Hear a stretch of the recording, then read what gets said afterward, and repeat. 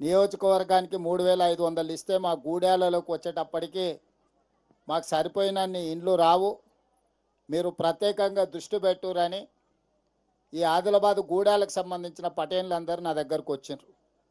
నాగోబా జాతర ఆహ్వాన పత్రిక అందించే సందర్భంలో మాకు ఇల్లులు సరిపోవు అని చెప్పి ఆ రోజు నా దృష్టికి తెచ్చారు.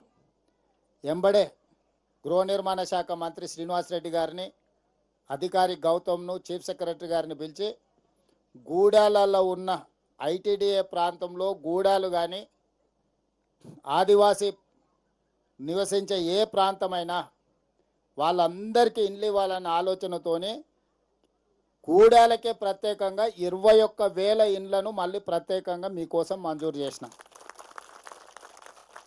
నియోజకవర్గానికి 3,500 ఇస్తే మా గూడాలలోకి వచ్చేటప్పటికి మాకు సరిపోయినన్ని ఇండ్లు రావు, మీరు ప్రత్యేకంగా దృష్టి పెట్టురని ఈ ఆదిలాబాద్ గూడాలకు సంబంధించిన పటేన్లందరూ నా దగ్గరకు వచ్చారు.